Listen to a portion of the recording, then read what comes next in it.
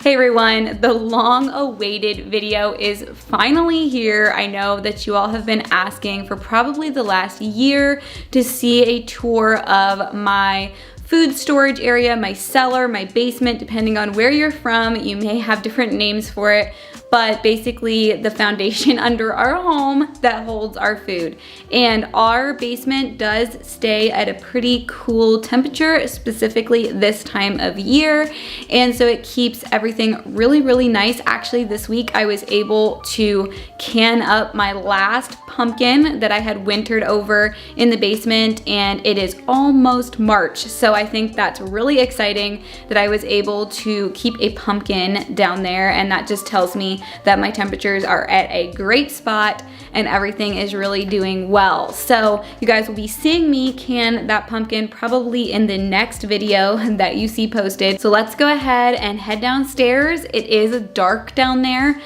We have the windows covered with some things and there's not a lot of lights down there. So I'm gonna do my best to show you all with some poor lighting, but that's just the way it goes whenever you are storing food. You don't want a lot of light going on. So I decided to go ahead and give you guys an overview of everything before I dig into what is on my shelves.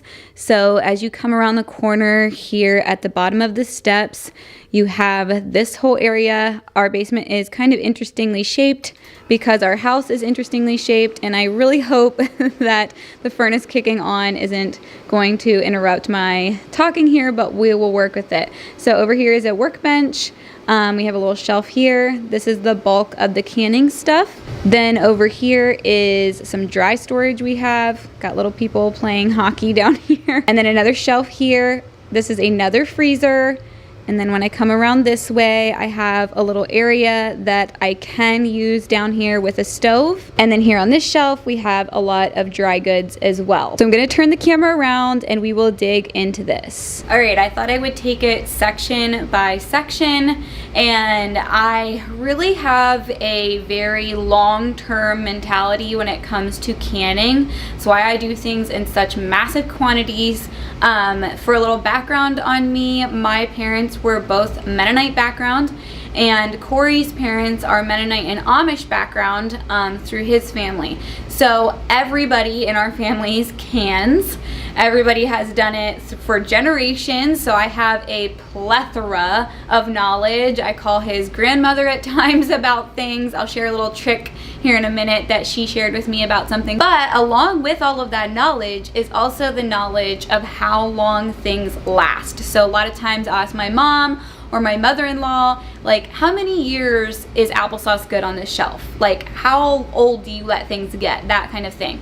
So a lot of things I know are gonna be just fine for 2 to 3 years. So if I'm going to make applesauce, why wouldn't I make 2 years worth of applesauce? That way next year I don't have to do that, and I don't have to make the mess again and I can focus on something else. So a lot of my canning I really think of as almost like an every other year thing, where I have certain things that I'm really gonna focus on this summer and things I focused on last summer, and I'll get to more of that. So one of the things I really focused on this past summer was fruit.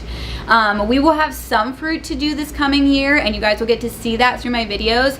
However, I did a lot of fruit, and that's the first section that we're gonna kind of tap into here. I'm going to just kind of go from top to bottom and work my way through. So the top shelf up here, and we have a little step ladder back here, is all of my jams and jellies. And the reason I put them on the top is because a lot of times my daughters come down and get things for us for the dinner table, and if they are reaching for something really, really heavy, like a whole jar of pears, it could easily fall down. So grabbing a little jar of jelly is relatively simple next to something really heavy. Before I get started, I know these are jams. I'm probably gonna end up calling them jellies because that's what we called it growing up. But these are jams. I know they're not jellies, except for my grape. I think that would be considered a jelly. But anyway, so jam. So this is a sugar-free strawberry jam that I kind of played around with this past year. I do use sugar in most of my stuff, but I wanted something that I could just try out that wouldn't have so much sugar for myself because I don't eat a lot of sugar. So the next thing on the row here is a peach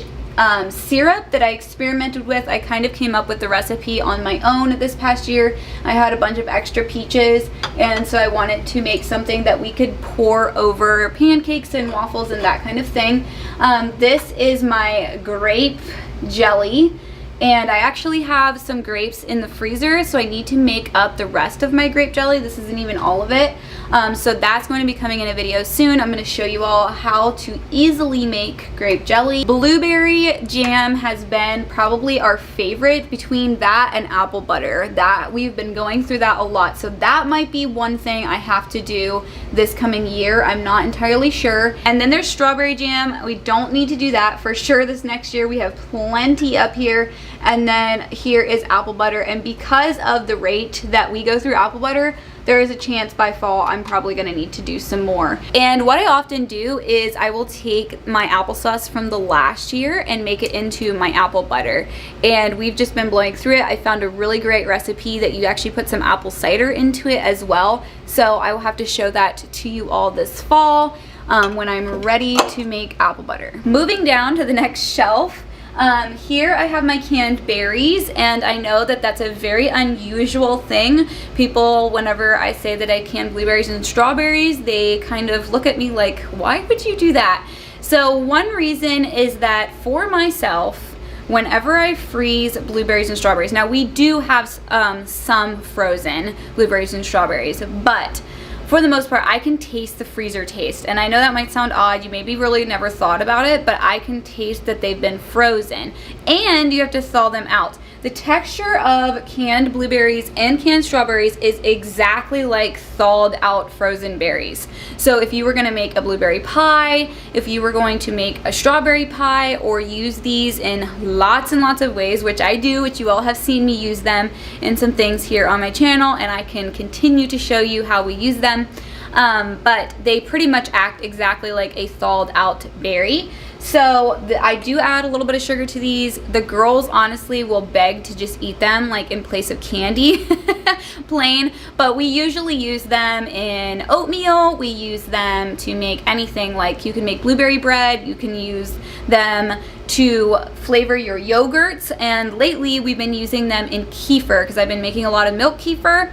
And so we just put a little bit in the bottom of the glass, whether it's blueberries, strawberries, any of the fruits, and then we pour our milk kefir on top of it and eat it. I think it's just extremely convenient, and I have found stuff at really good deals. If you looked at the dates on a lot of my things are all over the place. They're not necessarily when things are grown, because for example, I have a ton of canned strawberries, and I canned them last March because I found them at a local market for $1 a container, and it was just a crazy good deal. I couldn't pass it up. And so now we have a bunch of these, and our favorite thing to use these for is actually to use the strawberries in something else, whether a smoothie or strawberry milk or whatever, and then take this juice that's left over and make strawberry lemonade. It is the best strawberry lemonade you've ever had in your life. And just a disclaimer, I did not add color to this. This is what the color is of strawberries whenever you can them. They're beautiful. And I love my blueberries as well. We use them a lot. We are a blueberry loving family, so we tend to use them. And you all have seen me can these. What I'm going to do is put on the screen whenever I have a video linked below for something that might be here. Not everything on these shelves has a video, but some of it does. So I definitely showed you all how to can mandarin oranges. This is something great. I like to have some citrus on the shelf. And then I had a bunch of apples left over last year that I just wanted to, I was so tired of doing applesauce. So I just decided to go ahead and make a bunch of apple pie filling. This is amazing. It's very delicious. It's very, very simple to make.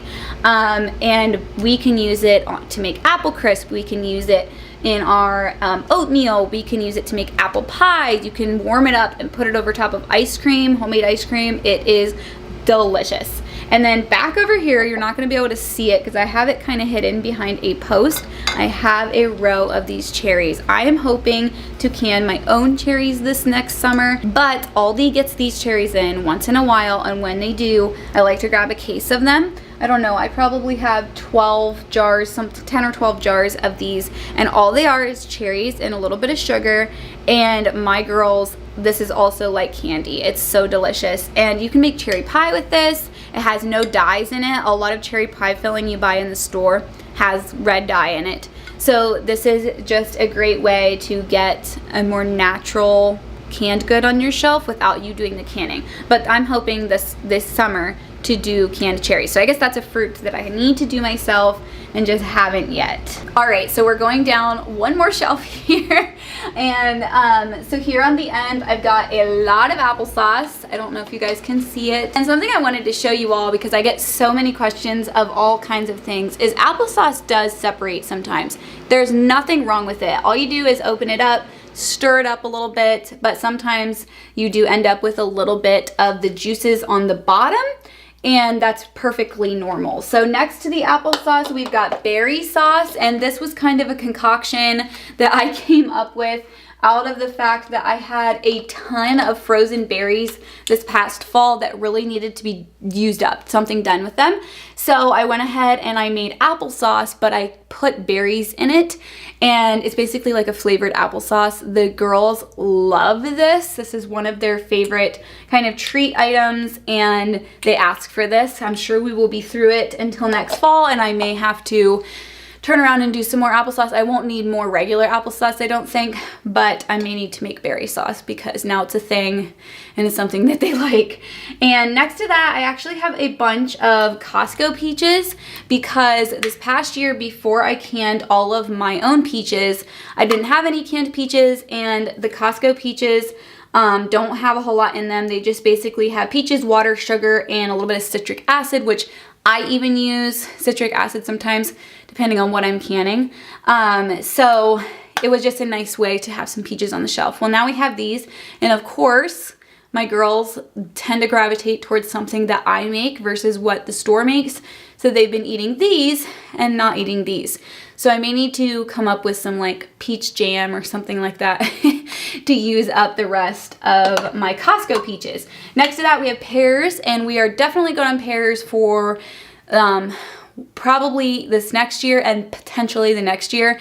I did so many pears, and we are definitely not eating through them at a pace where I think I will need to do them. Definitely not this next summer and potentially the next. Okay, so I'm trying to get down where you guys can see me and I can talk at the same time. So this was probably my most intense project of this past year, and that is grape juice. And I know I talked about this before, but this is homemade grape juice. You put the grapes in. In fact, I think I explained it in a video, so I will link that below. Super simple, so delicious, so delicious. I'm not someone that buys juice in the store, almost never, ever, ever. Like, my children think it's probably Christmas if I buy juice in the store.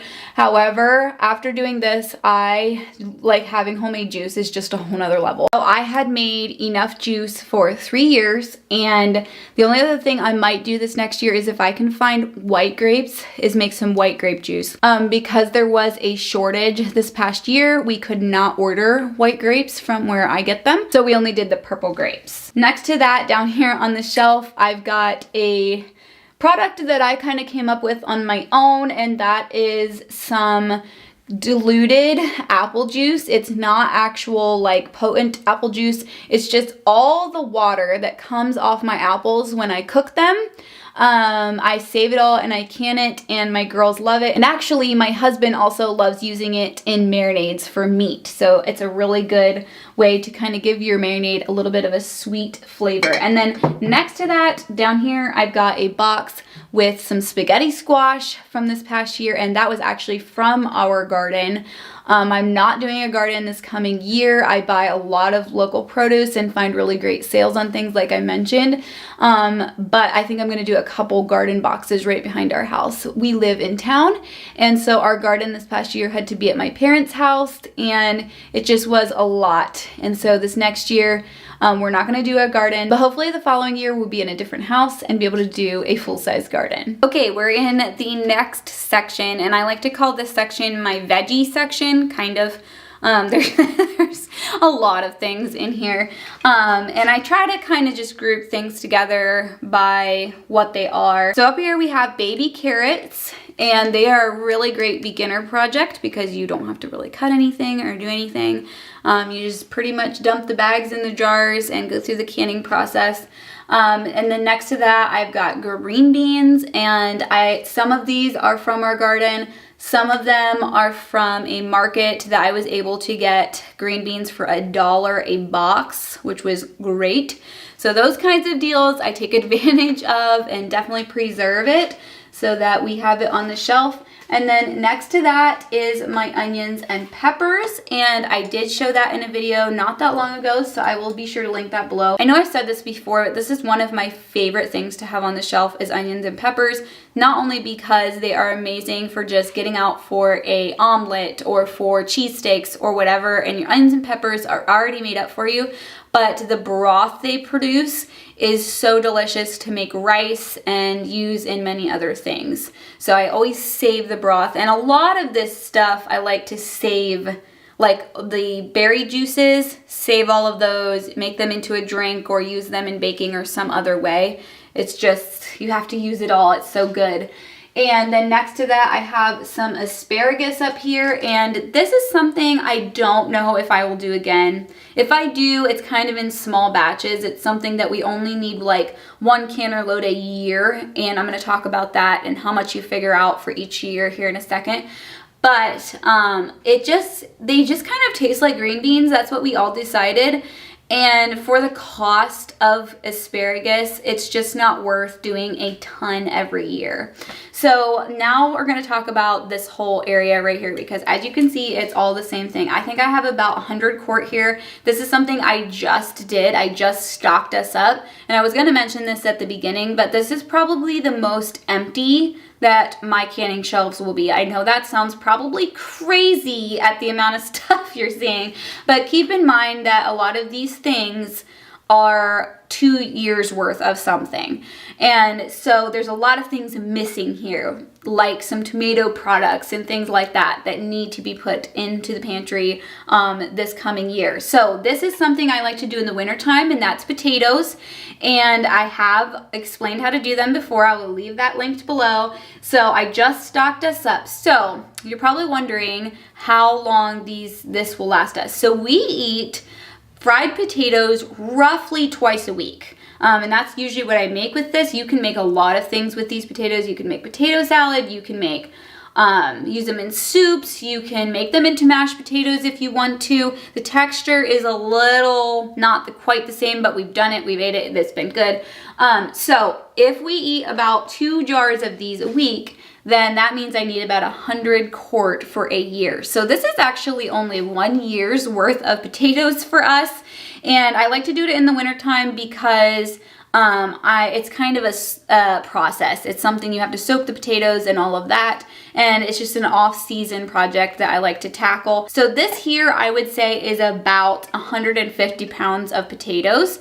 And I can get a 50-pound bag for a really good price from one of my local markets. I've checked around to make sure that I find the cheapest price. And you always use red potatoes when you can potatoes. I'm not going to go on and on about the potatoes because we do use them. They're probably the biggest thing in our long storage pantry. We don't eat a lot of pasta, so this is kind of in place of our pasta. So just to touch on how you figure out for a year, think about in a week or in a month how often you would want to use that product that you're making, and that will give you your answer on how many quarts, pints, whatnot you need for the whole year or for potentially 2 years. So next to that is actually my current project, and you guys might see this in the next video along with canning the pumpkin. I am currently working on canning some sweet potatoes. They are fantastic. You can get them out, warm them up, mash them up, put butter on them, or you can gently, because they are a little soft, put them into a pan with butter and fry them up. That's what I did yesterday morning with some scrambled eggs for the girls for their breakfast, but they can be used, I feel like, at any meal. I love sweet potatoes personally. They're one of my favorite vegetables. And then next to that, I have my corn, and this is something that I did not do even like half. Probably I maybe did half of what I should have done for the whole year. And I kind of caught it at the tail end of the season. I thought that I would just quickly do up some corn. I think I did 150 ear, something like that. And I definitely need to do like at least 300 this next year, if not some more, and also need to do it in quarts as well as pints, just because sometimes at dinner time, depending on what we're having with it, a quart would be a lot more convenient. Sometimes at lunchtime we only want a pint. And this is actually where I get to share the fun little trick with you guys, and that is my husband's grandmother told me that the best way to can corn so that it doesn't taste stale or canned is to put a slice of tomato on top of your corn. Something about the acidity helps out the corn's flavor, and it's definitely held true for us. I know that a lot of store-bought canned corn is a little cringy. It's not the best thing unless you're making like a cowboy dip or something like that. However, this canned corn is so yummy. You put some butter with it, you put salt and pepper, and my girls will literally beg to just eat a bowl of corn for lunch. So much they like this. I also cream my corn, which is just a special way of removing the kernels off the cob, and it's really easy to do, and I can't wait to show you all how to do that this summer, because we are definitely going to have a whole week at some point in the summer of doing corn. All right, I feel like I keep having to like get lower and lower. So here I've got some canned pumpkin, and like I said, I am actually in the process of canning a little bit more up, but this pumpkin I canned last month, and so my pumpkins held out really, really nice. And it's unusual to find recipes on how to can pumpkin because it is what they consider a rebel canning recipe. So I will show you all that. And I know that a lot of people do not can it this way, so we'll talk about that in the next video or so. Next to that, I actually have some canned soups, and I did this in a video. I will leave that linked below, but it's so convenient to have some healthy home canned soup that has my home canned broth in it. And it's just easy to warm up for lunches. We've got the zuppa toscana, a chicken tortilla, and a gumbo, which I love. Next to that, I've got some tomato soup. This is something I actually recently just canned all of this because I had a bunch of tomatoes left over from last year in my freezer, and I needed to get them out of the freezer. And so this all got canned up a couple weeks ago. And this is something also that I learned this past year that I've got to can a lot of is tomato soup because my family loves it. Then next to that, I have some canned chili, which I did almost a year ago now. And I'm probably going to can some more of that soon. I think I'm gonna go through a little bit of soup canning before like summer hits and we have a lot of other canning. And then right here on the end, I also have some canned cabbage. This was something new for me that I tried not that long ago. It's really nice to get out. You can stir fry it up with some butter, just as something different, and I personally love the flavor of canned cabbage. Okay, now we're down at the bottom of this section. And this was kind of my most bare area right now. I do have another set of shelves over there that currently houses a lot of empty jars, so I'm sure we're gonna have to overflow into that once summer hits. But down here is where I like to keep my broths, and I'm almost out. I did tell you all that in a video soon I'm going to show you how I'm making broth. I also need to make some beef broth. I don't have any home canned beef broth right now, but this is chicken broth. It's really simple to make. I used a bunch of it to can a bunch of these soups. One of my favorite things about home canned broth is that I can make it in pint size, because a lot of recipes sometimes will call for 2 cups of broth and you're opening up a big container of broth and then it sits in your refrigerator and it just simply doesn't get used. So I love being able to have pints of broth. And then this here is all salsa, and this is probably 2 more years worth of salsa, and it's a very, very, very mild salsa, like very, very not spicy. And that's because we have kids that can't handle hot salsa. This summer, I'm going to be doing hot salsa. My husband and I love it, and I've been buying a few store-bought jars here and there just because we really like it. I mean, we could add hot sauce to this, but it just doesn't taste quite the same. So this shelf will end up with a lot of tomato products. You're gonna see in one of my other shelves, I have store-bought tomato products because this past year I did not do much tomato. So I wanna do diced tomato sauce, that kind of thing this summer, hot salsa, and then this will also get restocked with my broths as well. Okay, so this is the next section, and this holds my meats. So up here I've got meats. I love home canned meats. It just is so convenient for so many different things. So up here on the end, I have ground sausage that is canned up. It's great for soup, great for egg casseroles, breakfast, you name it. It's just really convenient to have on the shelf. This is something that once I hit a really good sale on pork butts again, I'm going to make more of, and that's pulled pork. This is so good. You can eat it right out of the jar without warming it up. It's got the barbecue sauce already in it. It's just so delicious. Next to that, I have my one lonely can of ground beef. And this is another project I'm hoping to hit before tomato season comes around, is to do more canned beef. It's so great. You can warm up taco meat really fast. Just add your spices in. You can make barbecue sandwiches really fast. It's great in casseroles, soups. It's an awesome thing to have on the shelf. That's why I'm almost out of it. Next to that, I've got canned chicken. This is all canned chicken. It's just some different pieces and parts of chicken. Then on this shelf, I have my pickle shelf, and we are a family that loves pickled things. So I may do some more pickled type stuff. So I have one lonely jar of some pickled jalapenos. I need to do some more of those. Whenever Aldi goes on sale with those, I'm probably gonna snag them up and can up some more. I've got some Costco or Sam's Club pickles behind there that I had just grabbed at one point just because we really like pickles.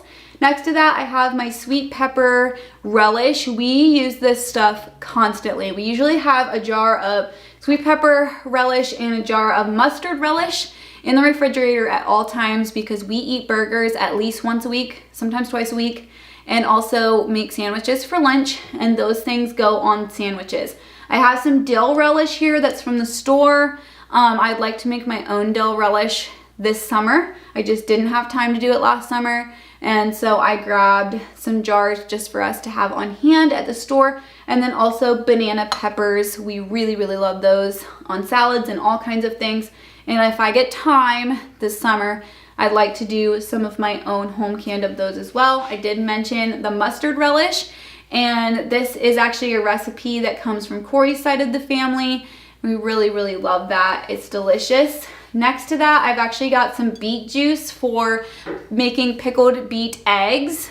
And I've got my dill spears. I did actually a really small batch of these this past year, thinking I would be the only one to eat them, and lo and behold, my girls love them. So I'm gonna have to do more of them. I have 2 years worth of bread and butter pickles. That's kind of a staple in our house. And then next to that, I have my, so they've been here a year, and then I will have them probably for 2 more years, and that is my pickled beets. I did a lot of them this past year, enough for 3 years worth, so they will be great. I won't have to do them again for a while. And main reason I do can these is because we love pickled beet eggs.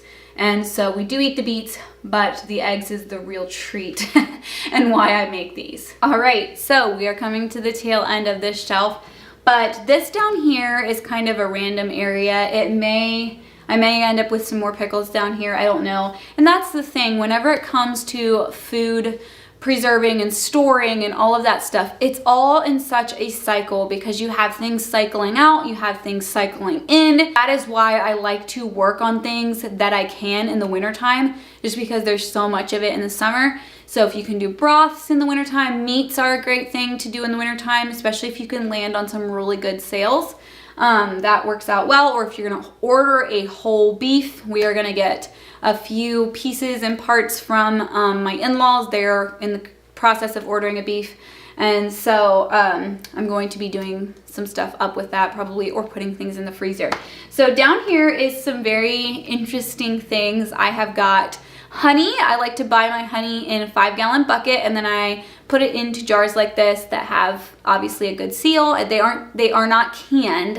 It is raw honey. But honey, as long as it's kept cool in an area like down here, it's perfectly fine for years and years and years. They found honey in the pyramids that was still intact. So it's got its own preservative system that it's perfectly fine. I just like to have it in jars like this so it's easier to manage, easier to take up to the kitchen.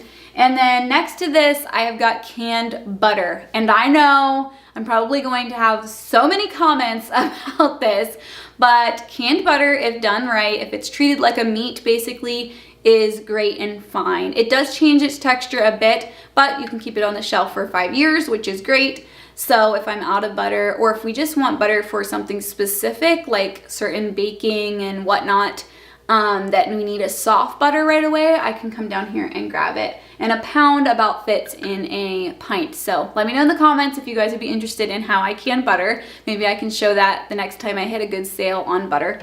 And then next to that, I've got maple syrup on that side. So over here is my dry good tubs. And what I like to do is I use Mylar bags just for the longevity. It usually adds a couple of years onto dry goods. And so I just keep random stuff in here depending on what we are needing. Here I've got powdered milk in both of these, and I use that to make yogurt. Sometimes at certain discount markets that we have in our area, I can find powdered milk for very, very inexpensive. Below that, I have a bin that has white flour and rolled oats, and to be honest, I probably won't store them this way again. I put them into some Mylar bags before I started storing them in 5-gallon buckets, and I'll show you guys those. But I just have extra in there. And then next to that, I have all of the ingredients I need for my gluten-free flour mix. The next section over, I've got almonds and pecans, and I'll probably just put nuts in there when I go to Costco. And I also, on the end, have chocolate chips, powdered sugar, cocoa powder, just kind of odds and ends. It's easy to access on that end piece there. Then under that, I have brown rice and white rice in one bin, and the other bin has got some black beans, chickpeas, and popcorn. And then over here is my shelf of things that are not home packaged. So this shelf is my shelf that has stuff that I either can't can, haven't canned, or is just really difficult to, and it just makes more sense to just buy it. So one thing that I have up here is my pink Himalayan salt, and that is what I use in all of my canning. That's the only salt that we eat, and I have a bucket of the Redmond real salt, and then I also have a bunch of containers of just Walmart's brand of Himalayan salt. I had gotten that first, and then I ordered this. We have boxes of Ritz crackers. That is something that is really hard to make homemade, so it's something that I keep on hand, and we've done a few other crackers, but the girls always love Ritz crackers the best. If Corey wants crackers in his soup, it's usually Ritz crackers.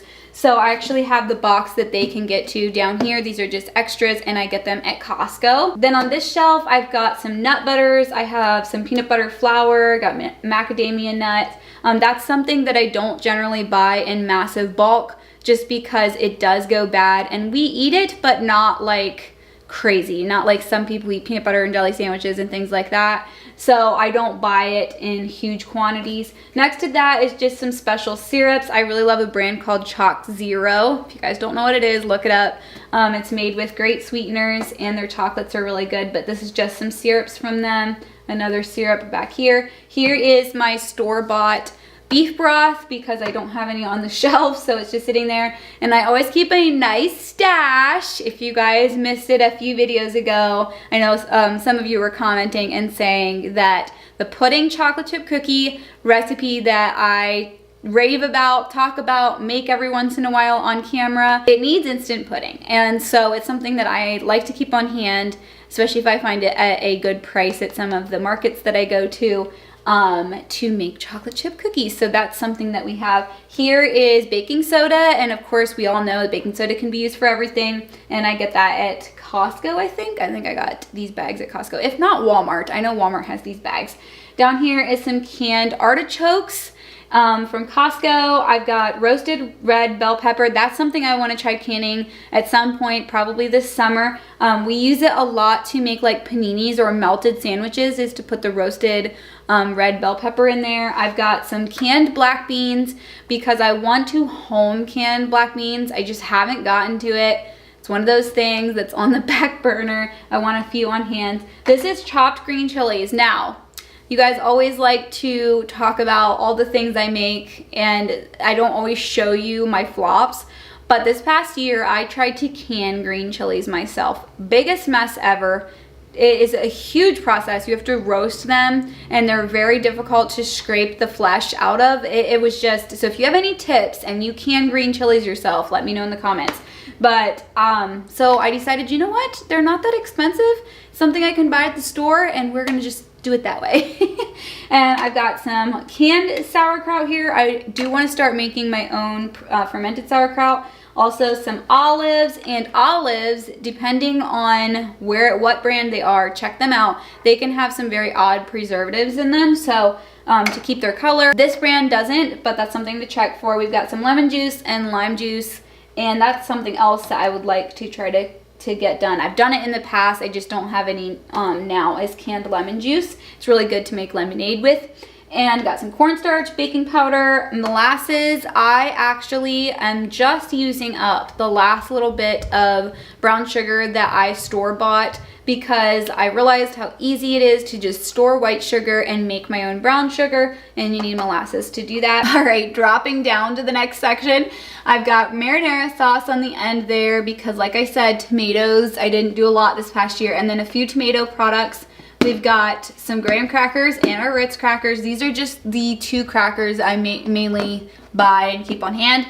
I've got sweetened condensed milk on the end over there, and I know I'm usually one to be really healthy about things, but when strawberry season hits in our area, my husband loves eating fresh strawberries with sweetened condensed milk and maybe a little bit of some shortbread in there, and so that's why I keep the sweetened condensed milk on hand.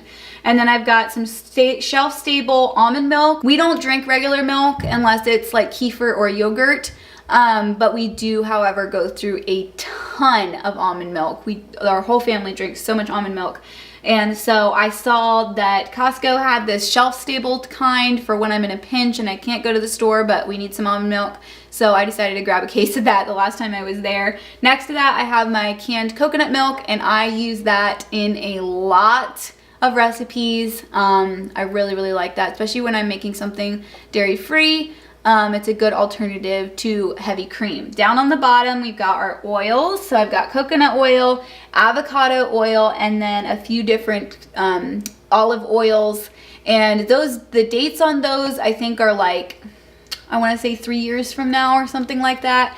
So it's great to just be able to buy it all at once and not have to run to the store for something random. That's my mentality whenever it comes to a lot of this. As you're gonna see on my condiment shelf, I don't wanna have to run to the store just for mayo. If I only have to get mayo every 6 months or every once a year, that sounds better to me than having to remember it on my list all the time. So there are certain staples in our house that I just do that with. I've got some lard over there, and I actually want to try rendering some of my own lard at some point. And then next to that, I've got some canned tuna. This area over here is pretty self-explanatory. It's just some different condiments that we like to keep on hand. Some, you know, salad dressings for pasta salad, some hot sauce, something else I want to make myself, and steak sauce, and, you know, just different things like that. So ketchup, mustard, mayo, and then I have all my vinegars here for canning my pickles and things like that. This shelf currently holds all of our empty jars, and it probably this summer will be transferred into some canned goods because once they're full, I'm going to need somewhere to go with them once my other shelves are completely filled. And then right here, I've just got some odds and ends. These containers are great for just freezer items. If I'm going to freeze some soup or something like that, these are also for freezer meals. I know I've showed you all them before. If I can remember, I'll link those below. I know I've gotten requests for that recently to link those pans. You can get them in packs of 4, I think, 4 or 8. On Amazon. And then these are some bread bags just for bread loaves. Down here, I've got my Mylar bags and my oxygen absorbers for dry goods. And besides all of that, it's just kind of organized by size of my jar. Next to that over here is all of my dry good buckets. And these actually are empty. They're just great for when I'm canning and stuff like that. And then I've got a random bag of flour over here. But the main things I keep in these big buckets, I like these lids too, they're great to get into, is my white flour, white sugar, and rolled oats. Okay, so turning around here, this little area I'm not gonna get into today. Maybe I will if I do a freezer tour video, which let me know in the comments if you guys wanna see that. But on the other side over here is I would like to call my dry goods shelf. This shelf mainly houses my herbs and basically my home apothecary, and then also spices and just a few other odds and ends.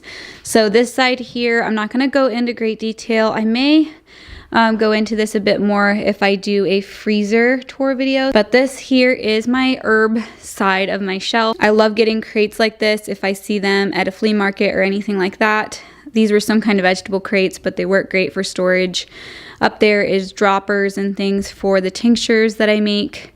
And then these guys here that look kind of like socks have a few extra like onions and potatoes that I can come down and grab. They have little openings on the end. They are from Amazon. I will link them for you guys if you want to get some yourself and just keep them hung in a dry place. One of the reasons I like them is because I can go through and squeeze the potatoes or the onions and just make sure that we don't have anything getting soft. And it also is kind of easy if you've got one that's going bad to be able to see it. That way you can take everything out and save the rest of them. So we've got the herbs, tincture kind of stuff here. This is some tinctures that have been made that need to go into dropper bottles. Next to it, I have some wine. We don't drink wine, but once in a while, I like to make a good wine sauce. So have those around. You all might recognize these if you watch my channel often. These are my extracts that I have extracting. So I actually want to open these up and taste some of them soon. I'll link the video to when I did these below as well. This is my whole entire spice shelf. I buy my spices in bulk. So we got chili powder, onion powder, and then I also have been dehydrating some of my own. So this year I want to do a lot of herbs in our backyard, and I want to dehydrate them and put them into here. And then below that, I've got some other dehydrated items. I've got spaghetti squash, broccoli, oranges for in tea. That's really, really good. We've got some pucker fruit, which is just dehydrated kiwi. It's really good. It's like a sour candy. And then next to that, I have shredded carrots that were at a market. I think they were like, I want to say like 25 cents a bag or something. And I grabbed them and dehydrated them just to be able to throw in soup. And then the last of our dehydrated apples from this past year. I feel like I can never do enough of those. The girls just love those. Thank you all so much for watching today. Like I said, I will do a freezer tour and kind of fill you in on a few things that I didn't show you today. If you guys want to, if you're new here, don't forget to subscribe. Let me know what you think in the comments. Let me know what you would like to see from me as far as content. I always love hearing from you all, and I respond to all the comments that I possibly can. and give this video a like, and I will see you all in my next video.